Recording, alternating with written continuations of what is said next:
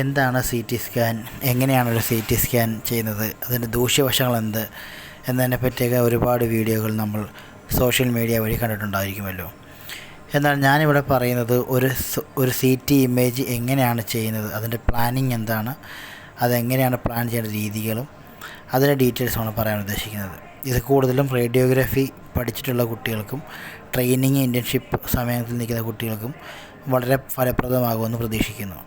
നമുക്കൊരു C T brain എങ്ങനെയാണ് ചെയ്യുന്നത്, അതിൻ്റെ പ്ലാനിങ് എങ്ങനെയാണ് എന്നതിനെപ്പറ്റി ഒന്ന് നോക്കാം. ഇതാണ് നമ്മുടെ ഒരു സ്കൗട്ട് വ്യൂ അല്ലെങ്കിൽ ഒരു ടോപ്പോഗ്രാം എന്ന് പറയുന്നത്. നമ്മുടെ സി ടി ഇമേജ് ഫോം ചെയ്യുമ്പോൾ നമുക്ക് ആദ്യം എടുക്കുന്ന ഒരു ഇമേജാണ് സ്കൗട്ട് അല്ലെങ്കിൽ ടോപ്പോഗ്രാം എന്ന് പറയുന്നത്.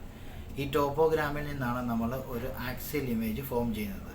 അതായത് നമുക്കെല്ലാവർക്കും അറിയാമല്ലോ, ഒരു സി ടി സ്കാൻ എന്ന് പറയുന്നത് ഏതെങ്കിലും ഒരു ബോഡി പാർട്ടിൻ്റെ ആക്സിയൽ സെക്ഷനെയാണ് നമ്മൾ സി ടി സ്കാൻ എന്ന് പറയുന്നത്. അപ്പോൾ നമുക്ക് ആദ്യം കിട്ടുന്ന ഇമേജാണ് ഇപ്പം നമ്മുടെ മുമ്പിൽ കാണുന്ന ടോപ്പോഗ്രാം. നമ്മൾ അതിൽ നിന്നാണ് പ്ലാൻ ചെയ്യുന്നത് ഒരു ആക്സിയൽ ഇമേജ്.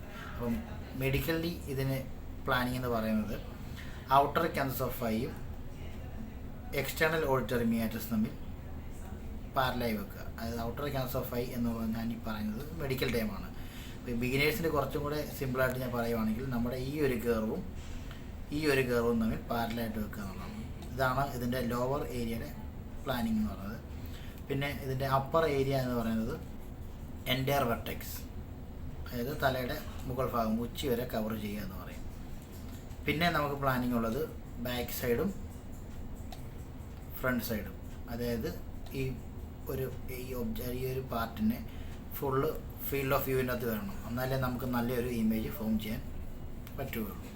ഓക്കെ, അപ്പം നമ്മൾ മുമ്പേ ചെയ്ത ആ പ്ലാനിങ്ങിൽ കിട്ടിയ ഒരു ആക്സിയൽ ഇമേജാണ് നമ്മുടെ റൈറ്റ് സൈഡിൽ ഈ കാണുന്ന ഇമേജസ്.